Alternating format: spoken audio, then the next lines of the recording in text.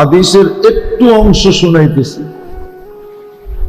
লাউ আকসামা লা আবাররাহুল্লাহ, এরা কসম খাইতে দেরি, আল্লাহ পুরা করতে দেরি করে না।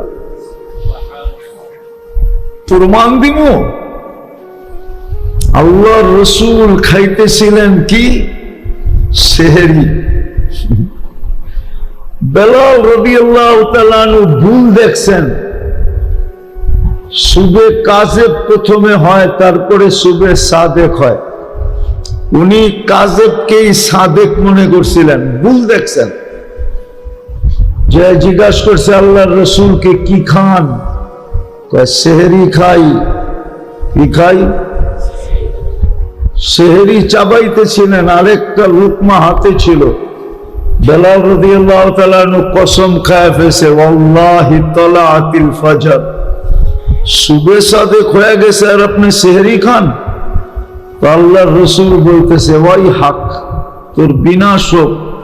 লিমাযা আকসামতা, কসম খাইলি কেন? আমি যদি খাইতে থাকতাম আরো 8 ঘন্টা, তো 8 ঘন্টা সুবে সাদেক হতো না। এটা আল্লাহর রাসূলের মুজিজা। কিন্তু তুই কসম খাইলি কেন?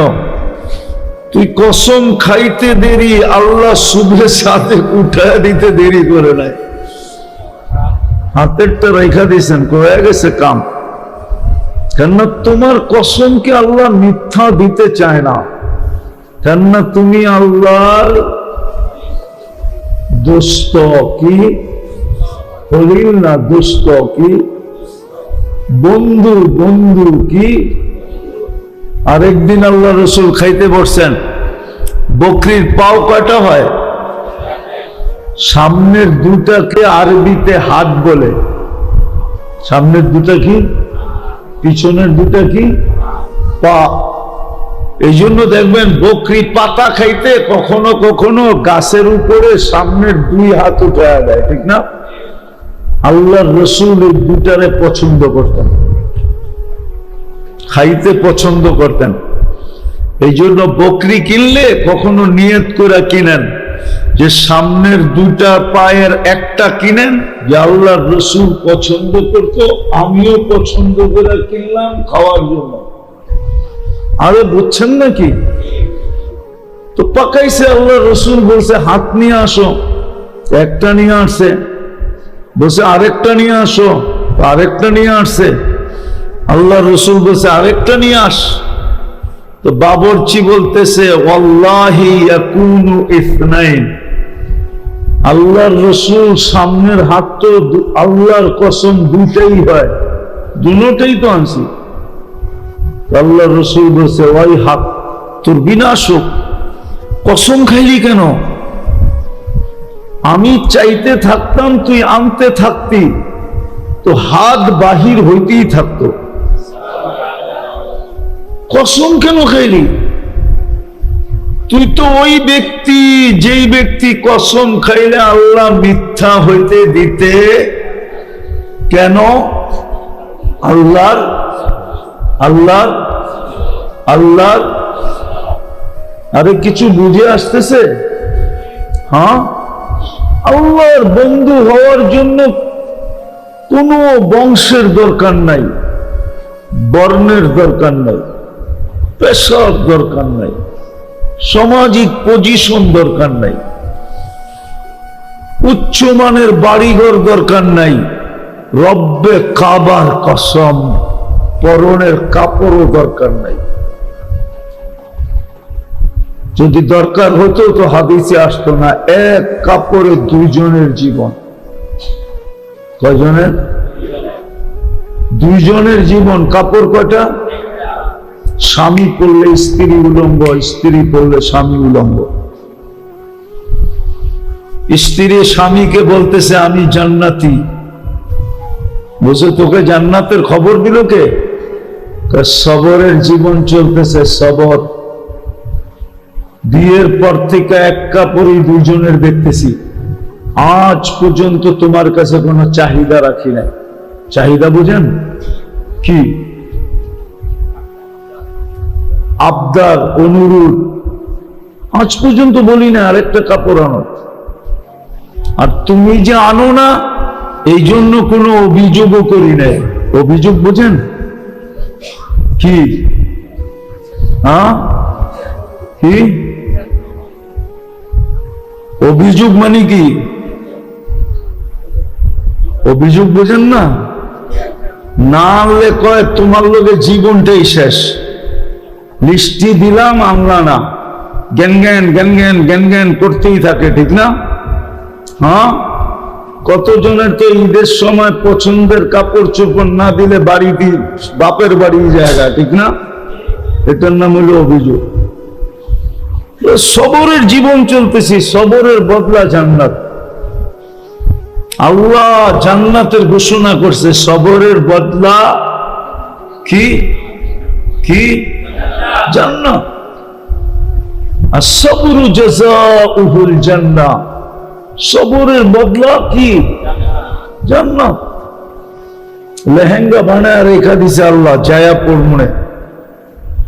জান্নাতে মহিলারা কি করবে? লেহেঙ্গা চিনেন না? লেহেঙ্গা তো চিনে না মনে হয়। মাদকদের মানুষ লেহেঙ্গা চিনে? লেহেঙ্গা করতে চিনবো, ডায়ানা ড্রেস করলে চিনবো, ঠিক না? ওটাই লেহেঙ্গা। এই সুতা দিয়ে বানায় নেয়, নূরের থেকে সুতা, ওটার থেকে কাপড়। কোন দর্জি সিলাই নাই, আল্লাহ কুদরত দিয়ে সিলাইছেন। ডিজাইন কোন সৃষ্টি করে নেয়, আল্লাহ নিজে ডিজাইন কুদরত দিয়ে বানাইছেন। 3 কিলোমিটার গেরের কুচি লাগানো থাকবে, কুচি। কুচি বুঝেন না? কুচিও বুঝেন না? 3 কিলোমিটার ঘেরের কুচি লাগানো থাকবে, এমনে মারবো, ফুইলা 3 কিলোমিটার চতুর্দিকে ছড়াবে। যুবকরা তো নাই, তাইলে কইতাম। যুবকরা নাই বেশি, থাকলে মাদ্রাসার ভিতরে করছেন তো, এই জন্য যুবকরা এনে রাগ করে। রাস্তাঘাটে করলে কিছু হয়তো, যুবকরা থাকলে কইতাম, যখন এরকম মারবে লেহেঙ্গা, তো কোন পর্যন্ত দেখা যাইব ওটা খুলা কয়া দিতাম লাউড স্পিকারে। হায় হায়।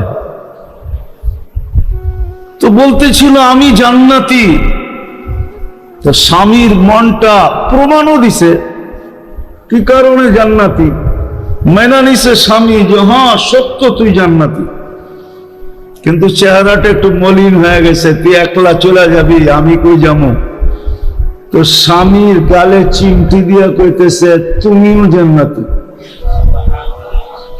আমি জান্নাতি কি করা? আমি কিভাবে জান্নাতি? কেন আমার মতো বউ পায় কি শুকরিয়া আদায় করো না?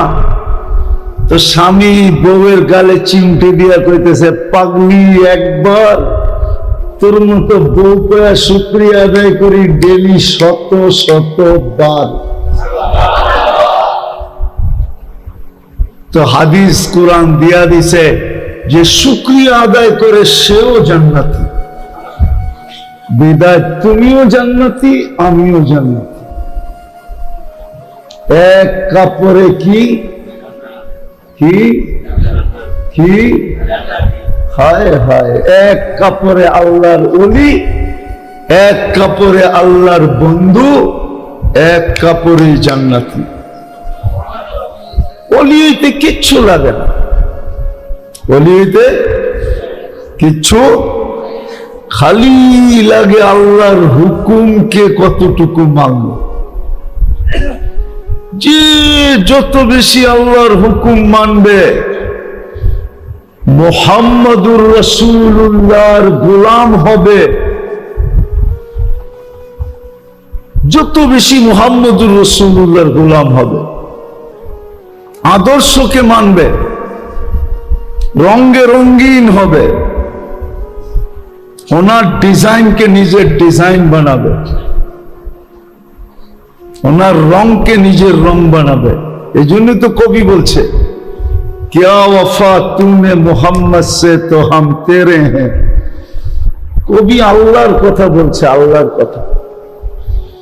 अल्लाह बोलते से क्या वफा तूने मोहम्मद से तो हम तेरे हैं।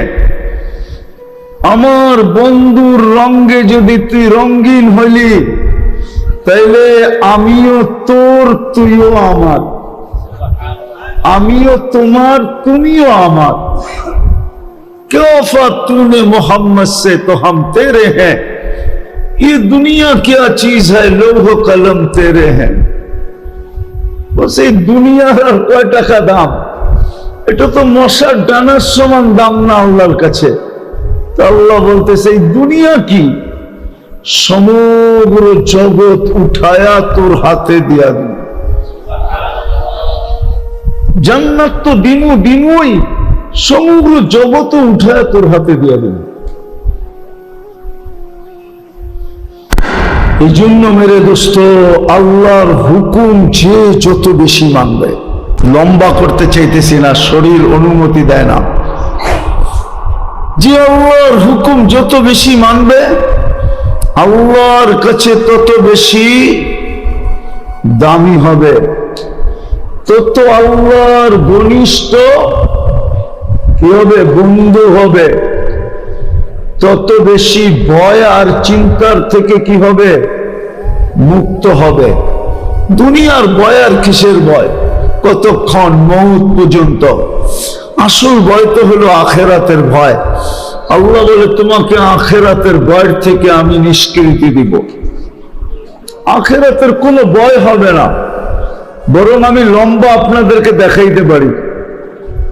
ইস্তেকবাল হবে, ইস্তেকবাল কি, ইস্তেকবাল বোঝেন, স্বাগত জানাবে, স্বাগত। প্রটোকল বুঝেন, আরে প্রটোকল বুঝেন, প্রটোকল, প্রটোকল চলতে থাকবে। প্রটোকলের নিয়ম জানেন?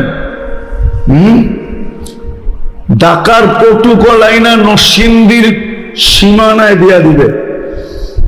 নরসিংদী আলাদা প্রটোকল দিতে দিতে মন্ত্রীকে কি নরসিংদীর শেষ সীমানায় নিয়া, নরসিংদীর শেষ সীমানায় নিয়া তারপরে কিশোরগঞ্জ শুরু হয়, কিশোরগঞ্জের প্রটোকলের কাছে দিয়ে দিবে। কিশোরগঞ্জের প্রটোকল আবার নিয়া ওদের সীমানা ভৈরব ব্রিজ পার হইতে দেরি, বিবাড়িয়ার প্রটোকল শুরু হইতে দেরি হবে না, বিবাড়িয়ার হাতে দিয়া দিবে। ওরা প্রটোকল দিয়া নিতে নিতে নিতে নিতে নিতে নিতে সরাই পার হইয়া যখন মাধবপুরের ব্রিজে উঠবে তো কি হবিগঞ্জ জেলাদেরকে দিয়ে দিবে। হবিগঞ্জ জেলার আবার প্রটোকল দিতে দিতে দিতে দিতে দিতে ওই সিলেটের সীমানা আউসকান্দি পর্যন্ত লয়ে যাবে। ওইখানে যাওয়ার পরে ওরা সিলেট প্রটোকলের আন্ডারে হ্যান্ড ওভার করবে। আপনাকে ওরকম প্রটোকল দিবে, প্রটোকল। কোরআন বলে তাতানাজ্জালু আলাইহিমুল মালাইকা, নিয়ে আসার জন্য প্রথম ফেরেশতা নামবে। আবার শুধু প্রটোকল দেওয়ার জন্য নামবে না, আবার চিৎকার দিয়ে বলে আল্লাহ তাখাফু, আমরা চলে আসছি, তোমার কোনো ভয় নাই। ওয়ালা তাহজানু, তোমার জন্য কোনো চিন্তা নাই। আবশিরু বিল জান্নাতিল্লাতী কুনতুম তুআদুন, পর্দা সুতা টান দিবে আর পর্দা সরা যাবে, আর জান্নাতকে চোখে দেখা বলবে আবশিরু বিল জান্নাতিল্লাতী কুনতুম তুআদুন, চোখে দেখানে যে জান্নাতের কথা তোকে দুনিয়ায় শোনানো হতো। হ্যাঁ হ্যাঁ, আগেও আছে, আগেও প্রটোকল আছে, আগেও হাদিসে আছে ওয়াস্তাকুমু সুফুফান ইলা কবরিহি ওয়াস্তাকবিলুহু, লাশ যখন দাফনের জন্য কান্দে উঠাবে তো আল্লাহ ফেরেশতাদেরকে বলবে দুই কাতারে কবর পর্যন্ত দাঁড়াও আর বান্দার শরীরকে স্বাগত জানাও। কবরের পাশে যখন নিবে তো আবার প্রটোকল, কবর বলবে ইদান উহাব্বিলু লাকা জিসম উহাব্বিলু লাকা বাতনি খাদরা, তোকে রাখতে দেরি, আমার পেট জান্নাতের বাগান হইতে দেরি হবে না। ওয়া ইউহাব্বিল জিসমাকা নূরা, তোর শরীর নুরানি হয়ে যাবে। ওয়া ইয়াসআদ রূহুকা ইলাল্লাহ, তোর রূহ আল্লাহর সান্নিধ্যে চলে যাবে। তারাল জান্নাতা গুদুওয়ান ওয়া আসিয়া, তুই সকালে জান্নাত দেখবি, স্বাদ শেষ হইতে না হইতে আবার বিকালে দেখবি। এইভাবে চলতে থাকবে, পটুকলই পটুকল দিতে দিতে দিতে দিতে দিতে দিতে যখন জান্নাতের গেটে নিয়ে যাবে, তো সর্বশেষ পটুকল জান্নাতের গেট আলাদা দিবে। ওয়াসিকাল্লাযীনা তাকাউ রাব্বাহুম ইলাল জান্নাতি যুমারা হাত্তা ইযা জাউহা ওয়া ফুতিহাত আবওয়াবুহা ওয়া ক্বালা লাহুম খাযানাতুহা সালাম। ওরা পটুকল দিয়ে সালাম দিয়ে জান্নাতে ঢুকায় দেবে। তিবতুম ফাদখুলুহা খালিদিন। মজা তো ওই সময় আসবে যখন জান্নাতের ভিতরে আল্লাহ সবাইকে, আল্লাহর প্রথম দিদার যেদিন হবে, পর্দা সরবে, ঘোষণা হবে, ও জান্নাতীরা আল্লাহ তোমাদেরকে দিদার দিতে চায়, দর্শন দিতে চায়।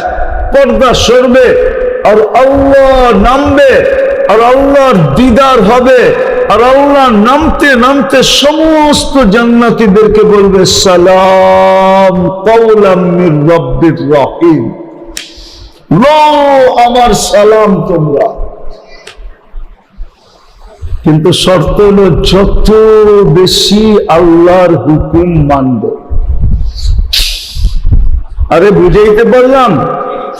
দ্বিতীয় আরেকটা আছে, যত বেশি আমরা ওই দলের অন্তর্ভুক্ত হতে পারবো যেই দলের অন্তর্ভুক্ত হলে এদেরকে হিজবুল্লাহ বলে, আল্লাহর বাহিনী বলে, রিজালুল্লাহ বলে, আল্লাহর মানুষ বলে, ওই দলের ভিতরে যতটুক আমি অন্তর্ভুক্ত হতে পারি।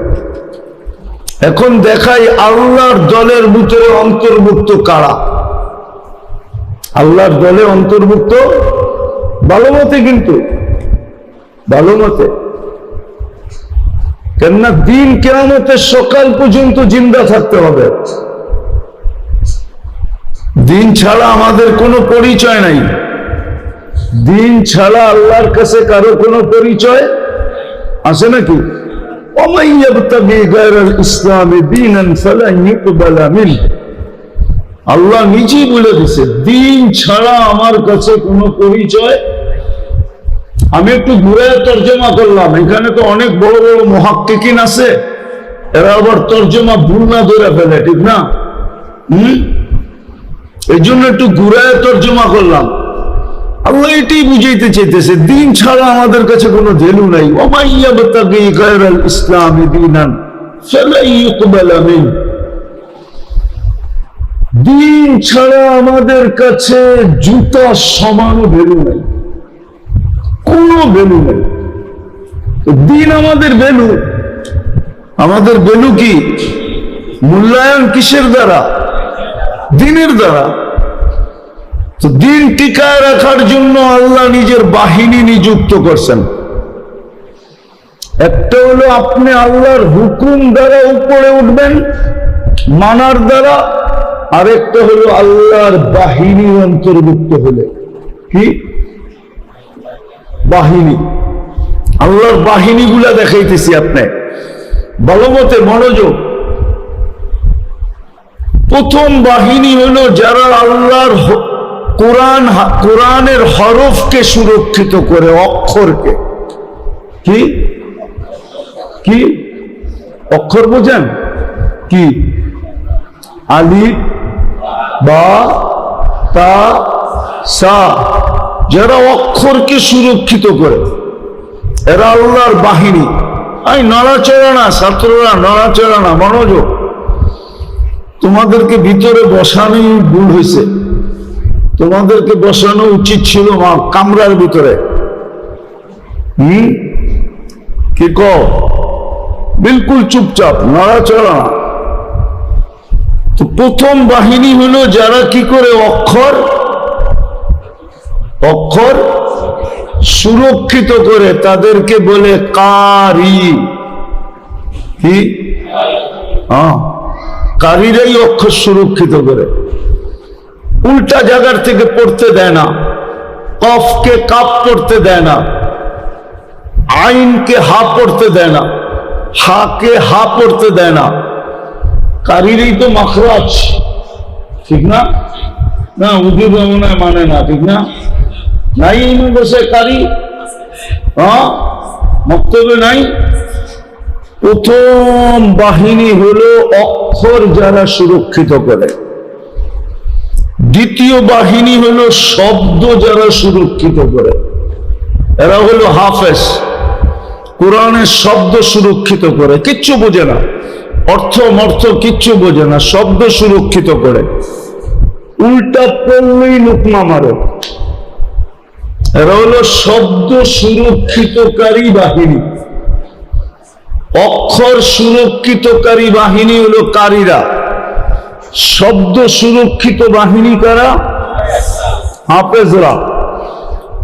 তৃতীয় হলো মানি মতলব সুরক্ষিতকারী, অর্থ কেউ ভুল করে পার পাবে না,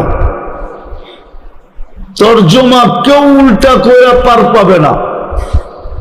মানি মতলব তফসির সুরক্ষিতকারী তৃতীয় বাহিনী হলো আলেমরা।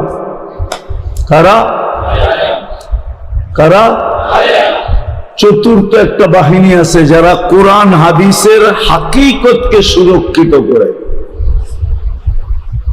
বাস্তবতাকে সুরক্ষিত করে, যাদের ছোঁয়ায় গেলে মানুষটা কোরআন হাদিসের রূপে রূপান্তরিত হয়ে যায়। এরা হলো আল্লাহ ওয়ালারা। কয় বাহিনী হলো? কয় বাহিনী? আরেকটা বাহিনী আছে যাদেরকে কোরআন হুকুম দিছে, ইনতানসুরুল্লাহ ইয়ানসুরকুম। ইনতানসুরুল্লাহ, আরেকটা আয়াত আছে বুঝা গেছি, ইনতানসুরুল্লাহ ইয়ানসুরকুম। আরেকটা আয়াত আছে আল্লাহর দ্বীনের সাহায্য করো। কি জানি?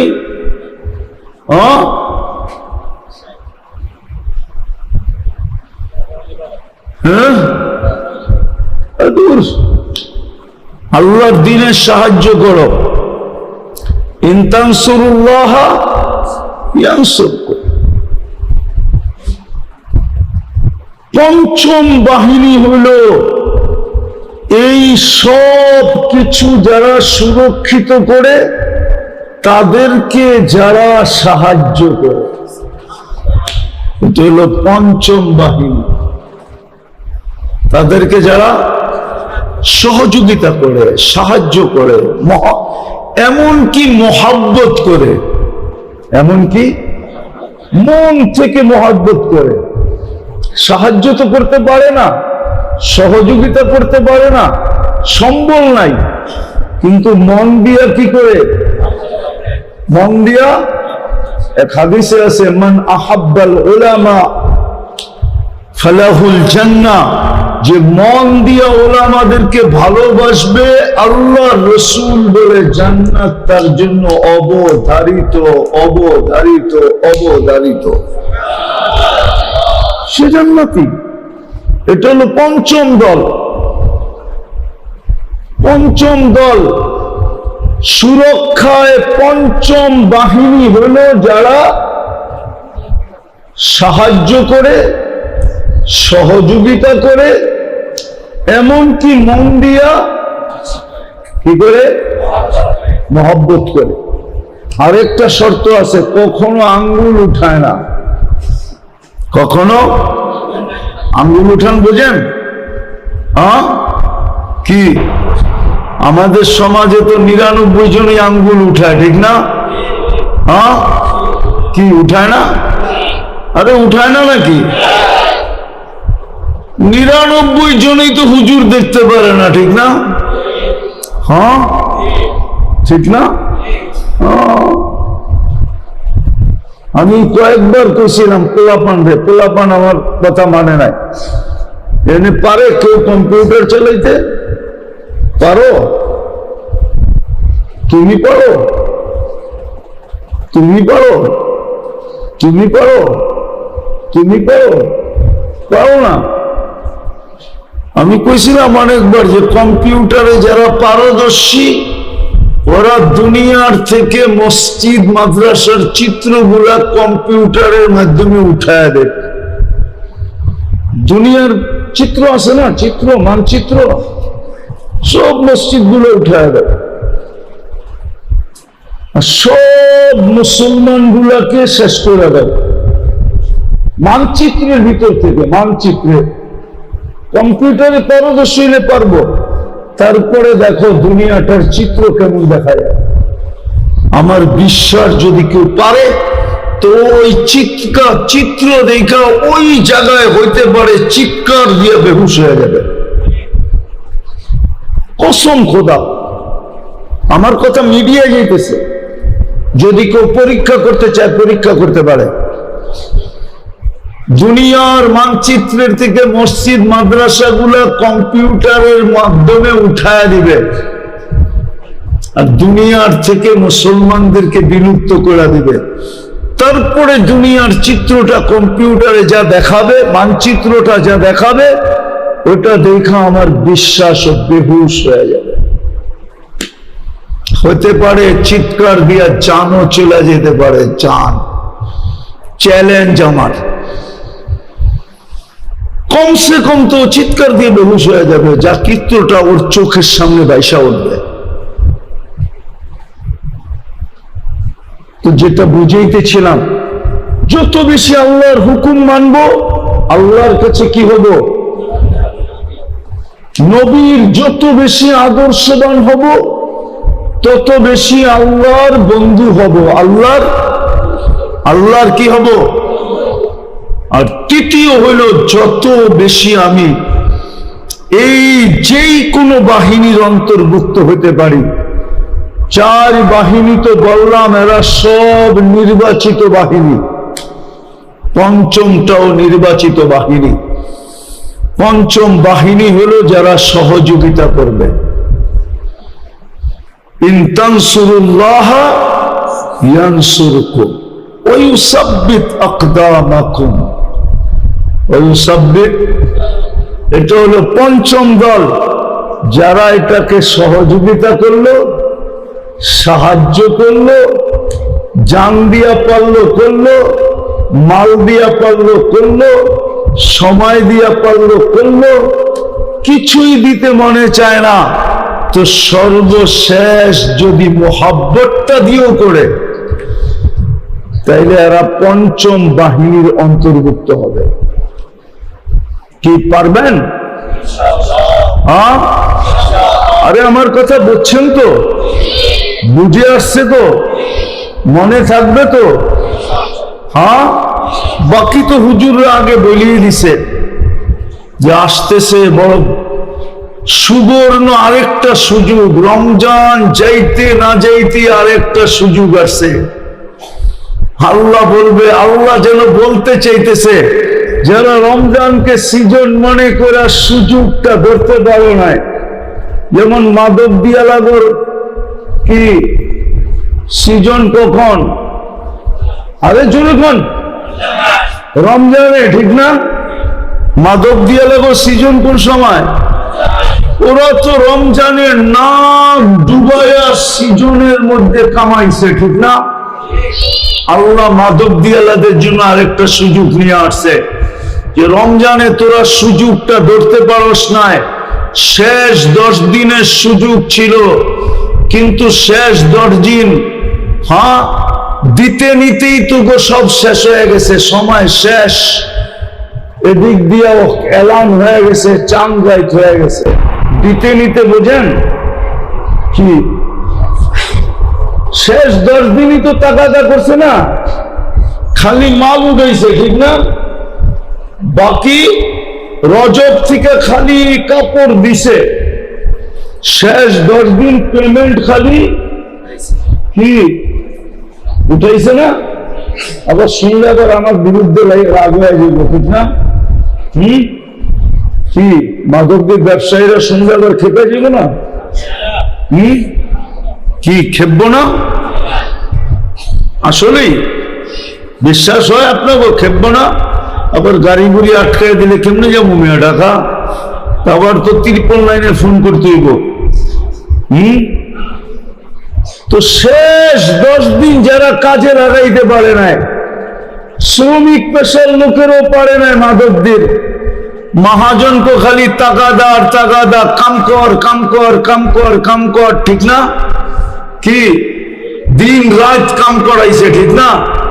আল্লাহ ওদের জন্য আবার একটা সুযোগ নিয়ে আসছে, কেননা আল্লাহ আমাদেরকে অনেক ভালোবাসে। কসম খোদার, আমরা জানি না, যদিও আল্লাহ আমাদেরকে শুনাইছিলেন, কিন্তু আমাদের ভিতরে অনুভূতি নাই। থাকলে তো সারাদিন আল্লাহর দরবার ধরে বয়ে থাকতাম। আল্লাহর দরবার চিনেন? কি জোরে পড়বেটা, আল্লাহর দরবার কি? আমি দরবার বললাম, কি আল্লাহর দরবার কি? মসজিদ। জোরে পো, মসজিদ আল্লাহর বাড়ি, আবার ঘর, আবার আল্লাহর দরবার। দেখো না, দরবারে যে পড়ে থাকে মাসের পর মাস, মনে হয় দরবারও চিনে না। হ্যাঁ চিনে না মনে হয়, ঠিক না? এত সাদা ছিল নাকি মাদকবীর মানুষ? আমি চিনি মাদকবীর মানুষ কত সাদা সিধা। যদি সাদা সিধা হইতো ওরা টানা বানা বুনতে পারতো না। ওরা টানা বানা বুনে। টানা বানা বোঝেন? সুতা এদিক দিয়েও দেয়, আবার এদিক দিয়েও দেয়। কোন দিক দিয়ে কয়টা কম দিলে কোন কোয়ালিটি হইব এটাও জানে। এমনি কয়টা কম দিলে কোন কোয়ালিটি হইব, এমনি কয়টা কম দিলে কোন কোয়ালিটি হইব। আমি চিনি। আমি শুধু হুজুর না, খাজুরও। তো আল্লাহ সুযোগ নিয়ে আসছেন আমাদের জন্য, মাদকবীর শ্রমিকদের জন্য, মাদকবীর ব্যবসায়ীদের জন্য। শেষ 10 দিন ব্যবসার নিশায় তোমরা রমজানের শেষ 10 দিন ধরতে পারো নাই, কিন্তু তোমাদের সাথে তো আমার মহব্বত, তোমাদেরকে খালি হাতে উঠাই কি কইরা তো জিলহজের 10 রাত্র নিয়ে আসছেন 10 লাইলাতুল কদর। কয় লাইলাতুল কদর? রমজানের শেষ 10 দিনে ছিল কয়টা? কয়টা? কয়টা ছিল লাইলাতুল কদর? কয়টা? ওইখানে কয়টা? হয় হয়, কেমন ভালোবাসা! আল্লাহ ভালোবাসার কারণে শ্রম পেশার মানুষ, আমি একটু আগে বলে আসছি, এখনো বলতেছি, ডেলি বলতেছি, এই হুজুর গো ফতুয়ার ভয়ে যদি আমার না থাকতো, এই যে হুজুর দেখেন না, এগো ফতুয়ার ভয় যদি আমার না থাকতো, আমি তো দিছিলাম বাংলাদেশে এলান করা যে রমজানে যেরকম ইতিকাফ করো 10 দিন, জিলহজের 10 রাত্র ইতিকাফ করো, যত সংখ্যায় পারো তত করো, আল্লাহর ঘরে বৈশা সারা রাত্র কাঁদো, আর প্রত্যেক রাত্রের বিনিময় 1 লাইলাতুল কদর নিয়ে সকালে ঘরে যাও। আমি তো 10 দিন ইতিকাফ বসায় দিতাম সবাইকে, খালি হুজুর গো ভয়ে পারি না, কেননা ফতুয়া মেরা দিব, কবে নতুন বেদাত আবার করতে শুরু করলো। কিন্তু আমার মন বলে উম্মতের হাল দেখা যে রমজানও পেল না, জিলহজও পেল না। আরে বুঝে আসছে নাকি আমার কথা? হ্যাঁ, এই জন্য আমলও বাড়ায় দিব, রসুলের রঙে রঙ্গিনও হব, আবার সাথে সাথে আল্লাহর যে দল সৈনিক এদের অন্তর্ভুক্ত হব। হবেন তো? কে কে হবেন দেখি? পাক্কা? হ্যাঁ, নামান নামান। মাদ্রাসা যদি আপনাদের কাছে কখনো সাহায্যের হাত বাড়ায়, কি খালি ফেরত দিবেন? হ্যাঁ, কি বলেন? সাধ্য অনুযায়ী সহযোগিতা করবেন তো?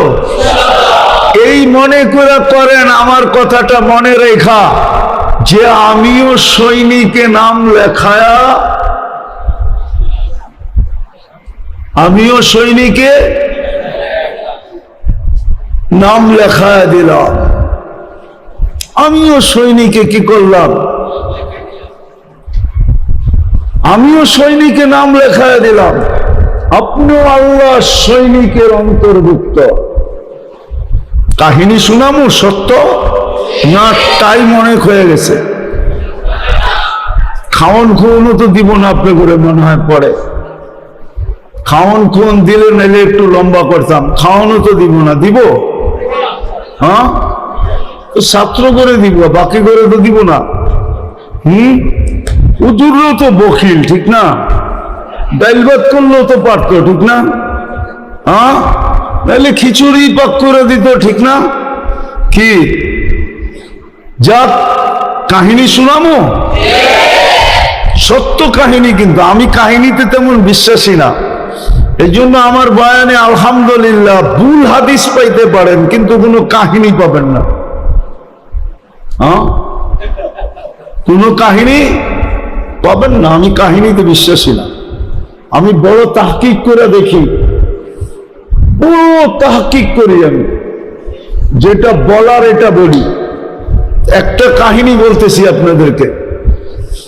সিরিয়ার একজন আলেম ছিল 1000 বছর আগে, অনেক আগের, যার নাম ছিল আব্দুর রহমান হাফফার।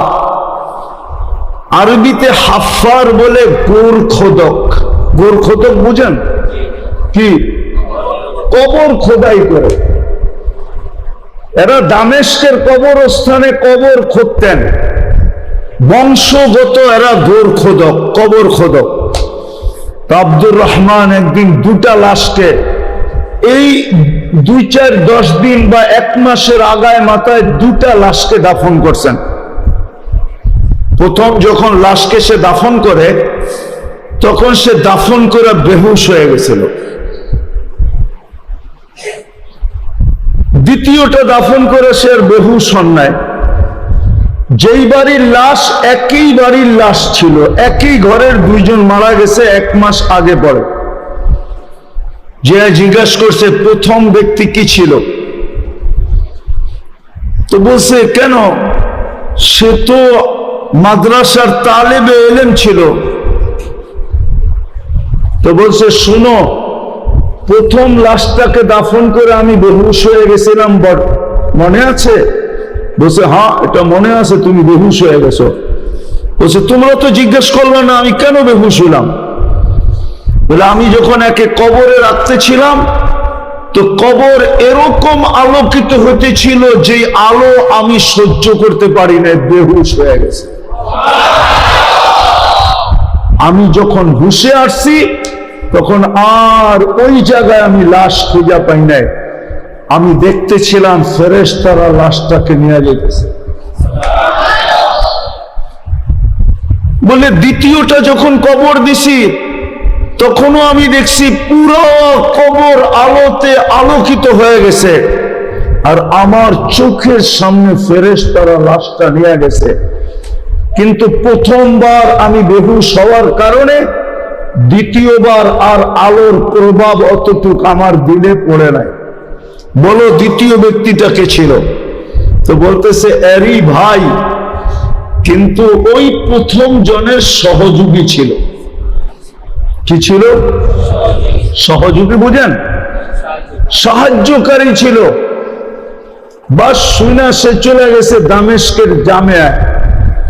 ওই যুগে সিরিয়ার রাজধানী দামেস্কে যে আলেম মাদ্রাসা ছিল, ওইখানে চলে গেছে। যে বলছে আমি ভর্তি হব, কিন্তু তার বয়স তখন বুড়া, কি বৃদ্ধ বয়স। মাদ্রাসাওয়ালা বলতেছে তুই বৃদ্ধ বয়সে কি শিখবি? তো বলছে আমি শিখতে আসছি, আমি শিখবো। তো মাদ্রাসাওয়ালাদেরকে ওই কাহিনী শোনানোর পরে তার ভর্তি নিয়ে আনিছেন। সে এলেম শিখছেন, আর ওই যুগের যুগ শ্রেষ্ঠ আলেম হয়েছেন। আজকে ইতিহাসের পাতায় তার নাম লেখা আছে আব্দুর রহমান হাফফার। কেউ যদি তালাশ করতে চায় তাহলে তালাশ করে পাবে। ওনার লেখা কিতাবও আছে। উনি প্রথম সারির আলেম। শুধু আলেমদের কবর আর সহযোগিতা সাহায্যকারীদের কবরের নূর দেখা বুড়া বয়সে আলেম হওয়ার আগ্রহ যাচ্ছে। এই জন্যই আমি সাহায্যকারীদেরকে সৈনিক বললাম। চার দল তো আছেই, সাথে যারা সাহায্যকারী হবে, ভালোবাসাকারী হবে, সহযোগিতাকারী হবে,